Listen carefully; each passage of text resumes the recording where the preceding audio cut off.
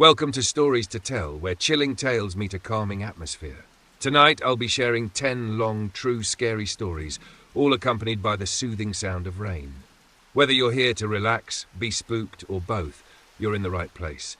So grab a blanket, dim the lights, and let's begin. This story comes from a Reddit user who shared an encounter that still sends chills down their spine to this day. They titled it, "The Stranger in the Window." It was a quiet night, and I was home alone. The rain was falling steadily outside, creating a soothing rhythm against the windows. I had just settled into bed with a book, my favorite way to wind down. The soft glow of my bedside lamp illuminated the room, making the storm outside feel far away. But then I heard it, a faint tapping sound. At first I thought it was just the rain hitting the glass in a different way. I ignored it and continued reading. But the tapping grew more deliberate, almost rhythmic. I put the book down and listened. It was coming from the window right across from my bed. I turned my head slowly, feeling a knot of unease tightening in my stomach. And there it was, a figure standing outside my second-story window. At first, I thought it was just the storm playing tricks on me, a shadow cast by the rain or a reflection, but then it moved. The figure leaned closer to the glass, and I could make out a face, pale, gaunt, with eyes that seemed impossibly wide and empty. It didn't make sense. I was on the second floor. There was no balcony, no tree, nothing for anyone to climb. And yet this stranger was there, staring directly at me. My heart was pounding as I scrambled to grab my phone. But when I looked back at the window, nothing. The figure was gone, leaving only the rain trickling down the glass, allowing the rain to take center stage for a moment. I barely slept that night, and the next morning I couldn't stop myself from inspecting the outside of the house. There were no signs of anyone being there, no footprints in the wet grass, no ladder, nothing. To this day, I have no explanation for what I saw. I've since moved to a different house, but I still can't bring myself to sleep in a room with uncovered windows, because sometimes I think about that face staring back at me through the glass, and I wonder if it's trying to find its way inside. Our next story takes us to an old hotel with a dark secret. One guest discovered that not every room is meant to be found. This is the room that doesn't exist. I was on a business trip in a small town and had booked a room at a historic hotel. It was one of those old places with creaky wooden floors and ornate decor that felt like stepping back in time. The staff were friendly, and everything seemed fine at first. My room was on the third floor, at the end of a long hallway. After checking in, I noticed something strange. The room numbers skipped from 306 to 308. There was no 307. Curious, I asked the front desk about it, but the clerk just smiled politely and said, "There is no room 307. That night, I couldn't stop thinking about it. Why would they skip a room number? I tried to brush it off, but something about the way the clerk had answered made me uneasy. I decided to take a closer look. Around midnight, I stepped out into the hallway. The rain was pouring outside, and the dim lighting made the hallway feel even longer and more foreboding. When I reached the gap between 306 and 308, I ran my hand along the wall. At first, it felt solid, but then I noticed a faint outline of a door, hidden beneath layers of wallpaper. I don't know what came over me, but I started peeling back the wallpaper. Beneath it, there was an old wooden door with no handle. Just as I leaned in to get a closer look, I felt a cold draft and heard a faint whisper coming from the other side. "Help me," the voice said. It was so soft, I wasn't sure if I had imagined it. My heart was racing, but I couldn't bring myself to move. The whispers grew louder, more desperate, until I finally stumbled back and ran to my room. The next morning, I went back to the hallway, but the wallpaper was perfectly intact, no sign of the door. I asked the staff again about room 307, and this time they avoided the question entirely. One housekeeper told me quietly, "Don't look for it. Some things are meant to stay hidden." I checked out that day and haven't been back since.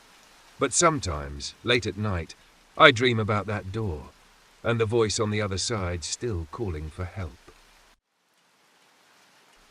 Our next story centers on a seemingly harmless photograph, one that revealed a chilling secret about the past. This is the woman in the photograph.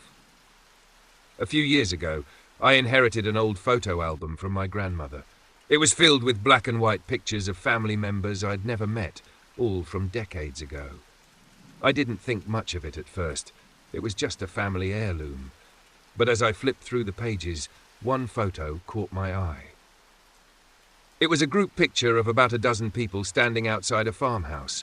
They were smiling, dressed in old-fashioned clothes, but there was something odd about the woman at the far edge of the group. She wasn't smiling like the others. Instead, she was staring straight at the camera, her eyes intense and unnerving. I asked my mom about the picture, but she didn't recognize the woman. Probably a neighbor or a family friend, she said, brushing it off, but I couldn't shake the feeling that there was something wrong with her. The way she looked at the camera, it felt like she was looking right at me. That night, I dreamt about her. In the dream, I was standing in the same spot where the photo had been taken, outside the farmhouse. The woman was there, standing at the edge of the group, but this time she wasn't still. She turned her head slowly and locked eyes with me. Then she smiled, a wide, chilling grin that made my stomach drop. I woke up in a cold sweat, and the first thing I did was grab the photo album. When I looked at the picture again, my heart stopped. The woman wasn't standing at the edge anymore. She was closer to the center of the group, as if she'd moved. I showed the photo to my mom again, but she insisted it looked the same as before. I started to feel like I was losing my mind. Over the next few days, I kept checking the picture, and each time the woman seemed closer, her expression growing more menacing. The final time I looked at it, she wasn't in the group at all. Instead, she was standing alone in the foreground, staring directly at the camera. That was the last straw. I burned the photo album that night. I didn't care about preserving family history. I just wanted it gone. I haven't seen the woman since, but sometimes, late at night, I get the feeling someone is watching me. And when I do, I always think of her.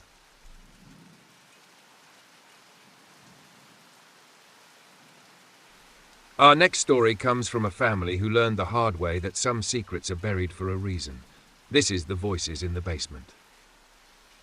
When I was a kid, my family moved into an old house in the countryside. It was big, drafty, and had a lot of quirks, but my parents loved it. The only part of the house I couldn't stand was the basement. It was cold, damp, and always felt wrong. Even my dog refused to go near the stairs. My parents used the basement for storage, but I avoided it as much as possible. The one time I went down there to help my mom, I thought I heard whispering. It was so faint I almost didn't notice it, but it sounded like it was coming from the far corner of the basement, where the light didn't reach. I asked my mom if she heard it, but she just laughed and said it was probably the wind or the pipes. I wasn't so sure. Over the next few weeks, I started hearing the whispers more often, even when I was upstairs. They were always faint, just on the edge of hearing, and I could never make out what they were saying. One night, I woke up to the sound of something banging on the basement door. It was loud and frantic, like someone trying to get out. I ran to my parents' room, terrified, but by the time my dad checked, the noise had stopped. He said it was probably just the house settling, but I could see the unease in his eyes.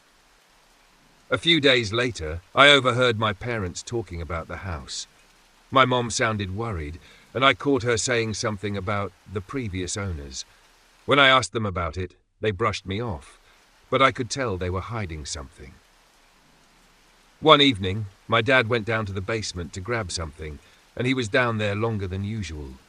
When he finally came back up, he looked pale and shaken. He didn't say what he'd seen, but he locked the basement door and told us we weren't allowed down there anymore. We moved out of that house a year later, and my parents never explained why. It wasn't until I was an adult that my mom finally told me the truth. She said the house had a dark history, and the previous owners had disappeared under mysterious circumstances. She also admitted that my dad had seen something in the basement that night, something he refused to talk about. To this day, I can't stand basements. Every time I walk past one, I half expect to hear those whispers again, calling me back.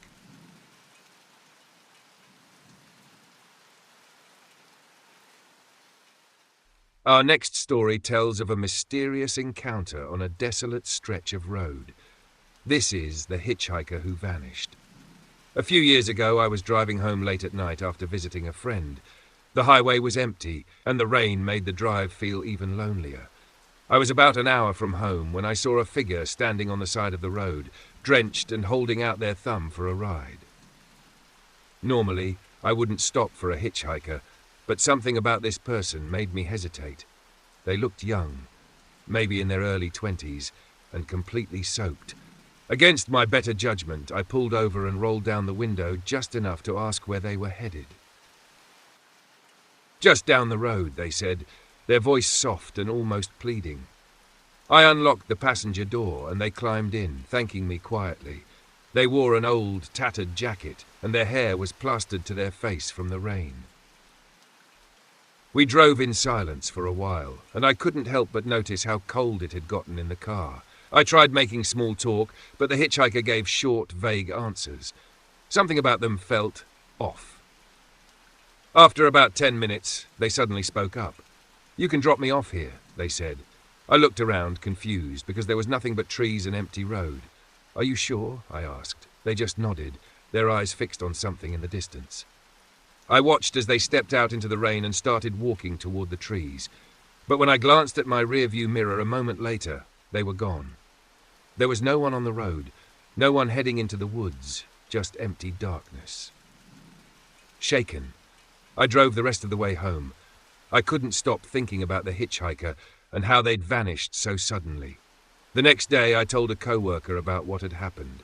Their face went pale, and they told me a story I'll never forget. Apparently, years ago, a young person had been killed in a hit and run on that stretch of road.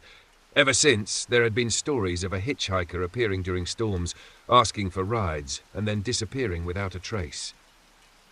I don't know who or what I picked up that night, but I haven't driven that road in the rain since, and I never will again. Our next story comes from someone who worked the graveyard shift at an abandoned hospital. What they experienced during those lonely hours will make you think twice about late-night jobs. This is Night Shift Terror. I used to work as a night security guard at an old hospital that had been shut down for years. My job was to patrol the premises, making sure no one broke in or vandalized the property. The building was massive, with long empty hallways and rooms filled with old medical equipment. Even though the place was deserted, it always felt alive. The first few nights were uneventful, but then strange things started happening. I'd hear faint voices coming from the intercom system, even though it hadn't worked in years. At first I thought it was just interference or static, but the more I listened, the more I realized it sounded like someone whispering my name. One night, during my patrol, I heard the unmistakable sound of a wheelchair squeaking down the hallway. My flashlight caught nothing but shadows, and when I reached the end of the hall, there was no wheelchair to be seen. But I swear, I could still hear it. Squeak, squeak, squeak, echoing in the distance. The final straw came a few weeks later. It was around 3 a.m., the dead of night. I was sitting in the security office, watching the monitors, when I saw movement on one of the cameras. A figure dressed in what looked like a hospital gown was walking slowly down the hallway. I grabbed my flashlight and rushed to the area, fully expecting to confront an intruder. But when I got there, the hallway was empty. I radioed my partner, who was patrolling the other side of the building, but he hadn't seen or heard anything. When I checked the cameras again, the figure was gone. Paused briefly, let the rain and faint intercom sounds fill the silence. I decided to quit a few days later. Something about that place wasn't right. It felt like the hospital had a life of its own, like it didn't want me there. To this day, I can't drive past it without feeling a chill, and I can't help but wonder who or what was roaming those halls. Our next story is about an encounter with a house that seemed to exist only when it wanted to. This is the disappearing house. I used to work as a traveling salesman, which meant long hours driving through remote areas. One night I was driving down a quiet country road when my car broke down. It was pouring rain, and there wasn't a soul in sight. My phone had no signal, so I decided to walk and look for help. After about 20 minutes of walking, I saw a faint light through the trees. I followed it and found an old farmhouse, lit up like someone was home. Relieved, I knocked on the door and an elderly woman answered. She was kind and invited me in, offering me a warm drink while I waited for a tow truck. The house was cozy and full of antique furniture. She told me she didn't get many visitors and seemed happy for the company. After a while, she handed me a phone and I was able to call for help. I thanked her and promised to come back and repay her kindness someday. A week later, I returned to the area, hoping to bring her a small gift. But when I reached the spot where her house had been, there was nothing there, just an overgrown field. Confused, I asked a local about the farmhouse. They told me there hadn't been a house there for over 50 years. It had burned down, killing the woman who lived there. I still don't know who I met that night, but without her, I would have been stranded in the rain for hours.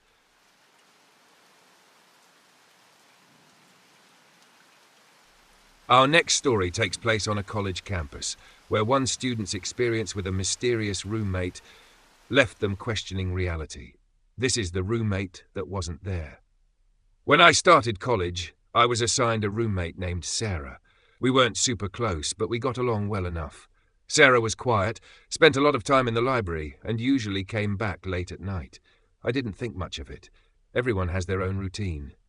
One night, I woke up to the sound of shuffling in the room. I assumed Sarah had come back late as usual, but when I glanced over, her bed was empty. The shuffling continued, and I could see a shadow moving near her desk. Sound effect. "Sarah?" I called out. The shadow froze. I turned on the lamp, but no one was there.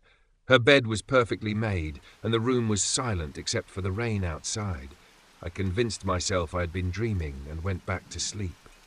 The next day, Sarah didn't come back to the dorm at all. I texted her, but she didn't respond. Later that week, I went to the housing office to ask if anyone had seen her. That's when things got weird. The woman at the desk looked at me like I was crazy and said, "You don't have a roommate. You've been assigned a single room." I was shocked. I had shared that room with Sarah for weeks. Her stuff had been there. Clothes, books, even pictures on the wall. But when I went back to my dorm, all her things were gone, like she had never existed. I tried to explain it to my friends, but they just laughed it off.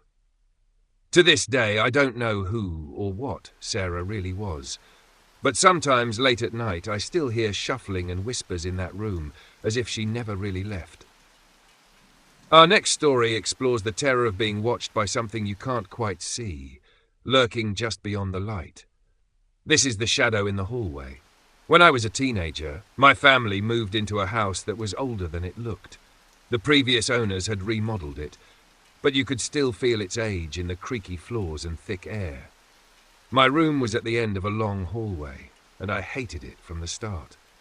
Every night, I felt like the hallway stretched farther than it should, like it was swallowing the rest of the house. One night, I stayed up late working on a school project. It was after midnight, and the house was completely silent except for the occasional groan of the old pipes. As I was about to go to bed, I thought I saw something out of the corner of my eye, a shadow moving at the end of the hallway. I froze, staring into the darkness. The shadow wasn't shaped like a person. It was tall and thin, almost stretched out, and it seemed to flicker like it wasn't fully there. I blinked, and it was gone. I told myself I was just tired and went to bed, but I couldn't shake the feeling that something had been there. Over the next few weeks, I started noticing the shadow more often. It would appear at the edge of my vision, always at the end of the hallway, and it would vanish as soon as I looked directly at it. My parents didn't believe me when I told them. My dad said it was probably just the way the light hit the walls, but I knew better.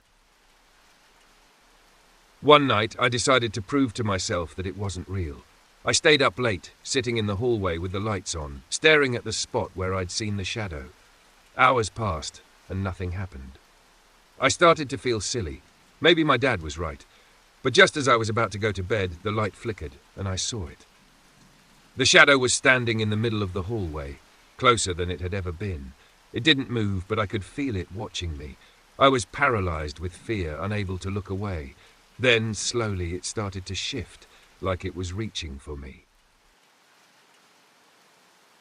I don't remember running to my room, but I must have, because the next thing I knew, I was under my blankets shaking. After that night, I refused to walk down the hallway alone. We moved out of that house a year later, and I never saw the shadow again. But to this day, I can't stand long, dark hallways. I always feel like something is waiting at the other end.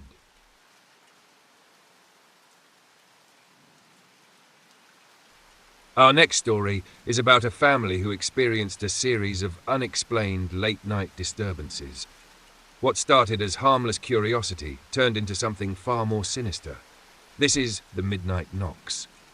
It began on a rainy night, just like this one. My parents' younger brother and I were watching a movie in the living room when we heard it, a faint knock at the front door. It was strange because we weren't expecting anyone, and the storm outside was pretty heavy. My dad got up to check, but when he opened the door, no one was there. He stepped out onto the porch, scanning the yard, but there wasn't a soul in sight. We laughed it off, thinking maybe it was the wind or a branch tapping against the door, but then it happened again. This time the knock was louder, more deliberate. My dad flung the door open, but again, no one was there. It didn't make sense. The yard was empty, and there were no wet footprints on the porch. He started to look uneasy, which made the rest of us nervous. Over the next few nights, the knocks continued, always at the same time, just after midnight. Sometimes they came from the front door. Other times, we'd hear them at the back door or even the windows. My dad even set up a camera on the porch, but the footage never showed anything. The knocks would happen, but the camera didn't pick up a single thing. One night, the knocking stopped altogether, but that's when things got worse. My brother woke us up, screaming that he'd seen someone standing outside his bedroom window. We rushed to his room, but there was no one there, just the rain trickling down the glass. My mom wanted to call the police, but my dad said there was no point. What could we tell them? That we were being harassed by something invisible? Still, we couldn't sleep. Every creak, every gust of wind set us on edge. The last night it happened, I was lying in bed when I heard the knock again, this time right outside my bedroom window. I froze, too scared to move. Then, I heard something else, a low, guttural whisper. It was so faint I could barely make out the words, but it sounded like it was saying my name. The next morning, we packed up and stayed with relatives for a few days. When we came back, everything seemed normal. The knocking stopped, and we never experienced anything like it again. But sometimes late at night, I think I hear faint taps on the window, and I wonder if it's still out there, waiting to come back. Thanks for tuning in to Stories to Tell. If you enjoyed this episode, be sure to like, subscribe, and share it with someone who loves a good story. Don't forget to hit the notification bell so you never miss an episode. See you next time for more stories worth sharing.